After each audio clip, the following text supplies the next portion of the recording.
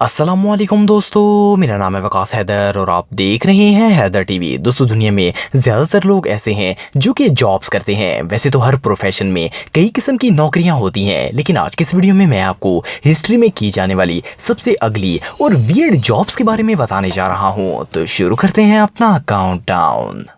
Subscribe کریں Haider T V کو اور بیل آئیکن کو دبائیں انفارمیٹو ویڈیوز سب سے پہلے دیکھنے کے لیے۔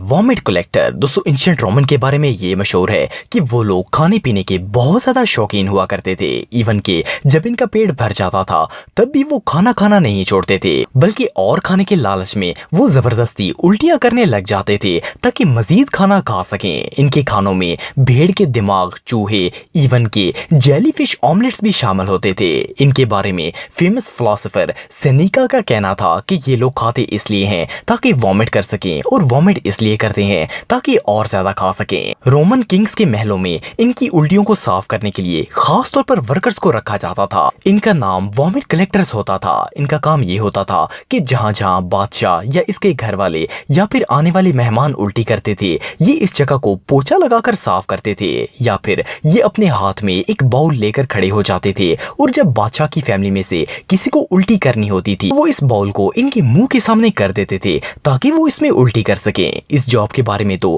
سن کر ہی دل خراب ہو جاتا ہے، پتہ نہیں ورکرز یہ سب کیسے کیا کرتے تھے۔ آپ بلیو نہیں کریں گے کہ ان انلکی ورکرز کو وہاں سے ہلنے کی بھی اجازت نہیں ہوتی تھی۔ اگر کوئی وہاں سے نکلنے کی کوشش کرتا تو اسے 100 کوڑے مارے جاتے تھے۔ یہ ریئلی انبلیویبل ہے۔ Number 6، gong farmer. دوستو، اگر ہسٹری میں بنائے جانے والے ٹوائلٹس کی بات کی جائے تو وہ آج کل کے ٹوائلٹ سے بالکل مختلف ہوا کرتے تھے۔ پرانے وقتوں میں زمین کے اندر ایک سوراخ کر کے اسے ٹوائلٹ کے طور پر یوز کیا جاتا تھا، اور جب یہ سوراخ گندگی سے بھر جاتا تھا تو اسے صاف کرنے کا کام گونگ فارمر کا ہوتا تھا۔ یہ ورکر اپنے علاقے کے تمام ٹوائلٹ ہول سے فضلہ اکٹھا کر کے اسے ایک بڑے کنٹینر میں ڈال لیا کرتا تھا اور پھر اسے کہیں دور پھینک آتا تھا۔ یہ کام صرف رات کے وقت کیا جاتا تھا، اس لیے ان ورکرز کو نائٹ مین بھی کہا جاتا تھا۔ یہ لوگ اپنا کام رات 12 بجے سے لے کر صبح 5 بجے تک کیا کرتے تھے۔ ویسے تو گونگ فارمر کی ایک رات کی سیلری عام لیبر کی ایک ہفتے کی سیلری کے برابر ہوتی تھی، لیکن پھر بھی جو غلاظت اور گندگی سے بھرا کام یہ لوگ کرتے تھے اسے تو سوچ کر ہی وحشت ہونے لگتی ہے۔ ان ورکرز کو بہت ہی ناپاک تصور کیا جاتا تھا، ایون کہ ان کے ساتھ بیٹھ کر کوئی کھانا بھی پسند نہیں کرتا تھا، نہ ہی کوئی ان سے بات چیت کیا کرتا تھا۔ 19ویں صدی تک یہ سلسلہ ایسے ہی چلتا رہا اور پھر آہستہ آہستہ ٹوائلٹس وجود میں آنے لگے۔ یہ واقعی میں ہسٹری کی سب سے غلیظ ترین جابز میں سے ایک تھی۔ Number 5، groom of the stool. دوستو، ویسے تو ہسٹری میں لوگوں کو بہت ہی عجیب و غریب کام کرنے پڑتے تھے۔ یہ باقاعدہ جابز ہوتی تھیں جن کے لیے انہیں سیلری بھی دی جاتی تھی، لیکن اب جس جاب کے بارے میں آپ کو بتانے جا رہا ہوں اس پر بلیو کرنا مشکل ہے۔ اس جاب کا نام گروم آف دا اسٹول تھا۔ یہ کموڈ شیپ کا ٹریولنگ ٹوائلٹ ہوتا تھا جسے بادشاہ اپنے محل سے باہر سیر و تفریح پر جانے کے لیے یوز کیا کرتے تھے۔ اس کے اندر ہر وقت پانی، ایک باؤل اور تولیہ موجود ہوتا تھا۔ بادشاہ کو جب بھی حاجت محسوس ہوتی تھی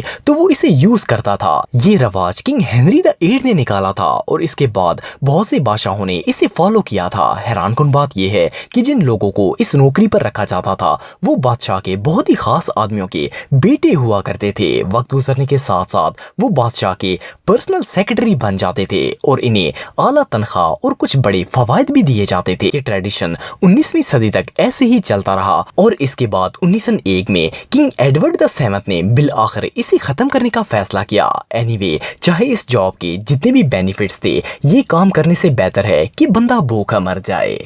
نمبر 4، پیور فائنڈر۔ دوستو، ملکہ وکٹوریہ کے دور میں لوگوں کو جن جابز پر رکھا جاتا تھا ان کے بارے میں سن کر ہی انسان کے ہوش اڑ جاتے ہیں۔ اس دور میں ورکر چند سکوں کے لیے جو غلیظ ترین کام کرنے کے لیے تیار ہو جاتے تھے، اس کے لیے آج کل کے دور میں اگر کوئی لاکھوں بھی پے کرے گا تو وہ کام کوئی نہیں کرے گا، کیونکہ اس کام کو کرنا تو دور، سن کر ہی الٹی آ جاتی ہے۔ ان جابز میں سے ایک کام کتوں کا فضلہ جمع کرنا تھا۔ آپ سوچ رہے ہوں گے کہ اتنی غلیظ چیز کو آخر کس کام کے لیے جمع کیا جاتا ہوگا؟ اصل میں 19ویں صدی میں چمڑے کی ڈیمانڈ بہت ہی زیادہ تھی۔ اسے جیکٹس، شوز، بیگ، گلوز اور بہت سی چیزوں میں استعمال کیا جاتا تھا۔ اس لیدر کو تیار کرنے کے لیے ڈاگ پوپ یوز کی جاتی تھی۔ اسے لیدر کے اوپر لگا کر لیدر کو نرم کیا جاتا تھا۔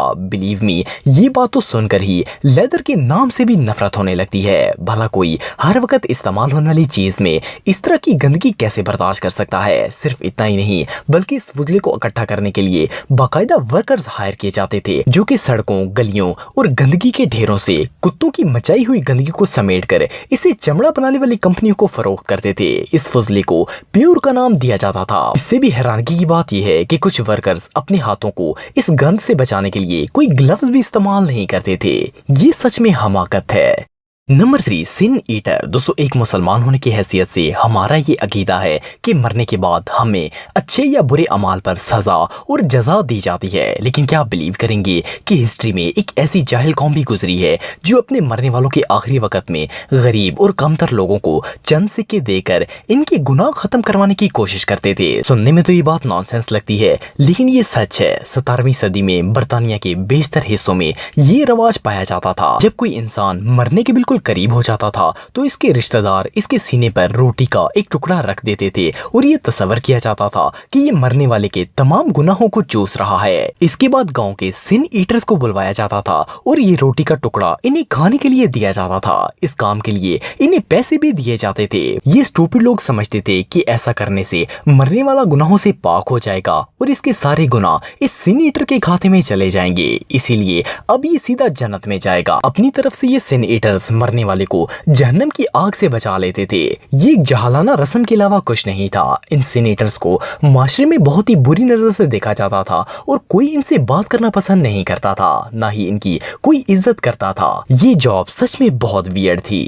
نمبر 2، ٹریڈ ویل کرین آپریٹر۔ دوستو، آپ سب نے اکثر بلڈنگ سائٹس پر بڑی بڑی کرینز دیکھی ہوں گی۔ ان کرینز کو صرف پروفیشنل ورکرز ہی آپریٹ کر سکتے ہیں جو کہ اس کام میں بہت ہی ماہر ہوتے ہیں، لیکن کیا آپ بلیو کریں گے کہ ہسٹری میں ایک کرین صرف ایک ویل پر مشتمل ہوتی تھی اور انہیں کسی مشین کے ذریعے نہیں بلکہ انسانی طاقت سے چلایا جاتا تھا۔ یہ کرین کنسٹرکشن کے کاموں میں استعمال کی جاتی تھی۔ اسے پہلی دفعہ اینشنٹ رومنز نے انٹروڈیوس کروایا تھا اور کرین کا یہ ڈیزائن 19ویں صدی کے آخر تک استعمال ہوتا رہا۔ اس کے اندر ایک یا پھر دو لوگ کھڑے ہو کر اپنے پاؤں کی مدد سے اسے چلاتے تھے۔ اس کی مدد سے بڑے بڑے لوڈز کو اٹھایا جاتا تھا اور یہ کرین 3.5 ٹن سے بھی زیادہ وزن اٹھا سکتی تھی۔ یہ انسانی طاقت سے چلنے والی دنیا کی سب سے پہلی مشین تھی۔ اس ٹریڈ ویل میں کام کرنے کے لیے زیادہ تر مجرم رکھے جاتے تھے اور انہیں سزا دینے کے لیے ان سے یہ مشین چلوائی جاتی تھی، یا پھر اس میں نابینا افراد کو رکھا جاتا تھا۔ بلائنڈ لوگوں کو اس جاب پر تب رکھا جاتا تھا کہ کسی بلڈنگ میں اونچائی پر کام کرتے وقت وہ نیچے گرنے کے ڈر سے خوفزدہ نہیں ہوتے تھے۔ ان ٹریڈ ویلز کو زیادہ تر لمبے لمبے گوتھک چرچز کی تعمیر کے لیے یوز کیا جاتا تھا۔ ورکر صبح سے شام تک اس ٹریڈ ویل کو چلاتے رہتے تھے اور اس دوران انہیں رکنے کی اجازت نہیں ہوتی تھی۔ یہ سچ میں ہسٹری کی سب سے اذیت ناک جاب میں سے ایک تھی۔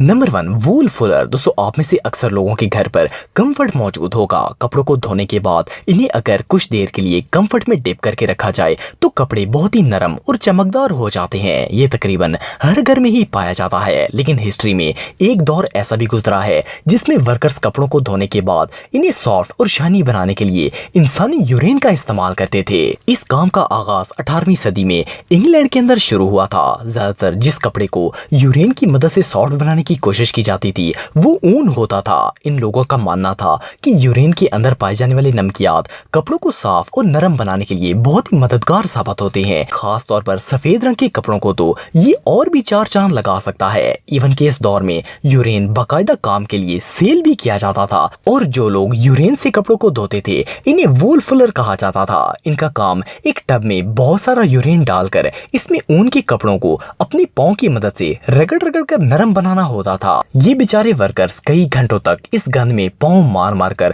کپڑوں کو نرم بنانے کی کوشش کرتے تھے۔ اس طرح سے تیار کیے جانے والے وول کو دوسرے ممالک میں ایکسپورٹ بھی کیا جاتا تھا کیونکہ اس دور میں انگلش وول کی ڈیمانڈ بہت ہی زیادہ ہو چکی تھی۔ حالانکہ لوگ یہ بات اچھی طرح جانتے تھے کہ اس وول کو کتنے گندے طریقے سے نرم کیا جاتا ہے، پھر بھی وہ لوگ اسے بہت ہی شوق سے استعمال کرتے تھے۔ یہ سچ میں حماقت ہے۔ دوستو، اگر آپ میرے ولاگنگ چینل کو سبسکرائب کرنا چاہتے ہیں تو اس آئیکن پر کلک کر کے سبسکرائب کر سکتے ہیں۔ آج کے لیے اتنا ہی دوستو، نیکسٹ ویڈیو تک کے لیے اللہ حافظ۔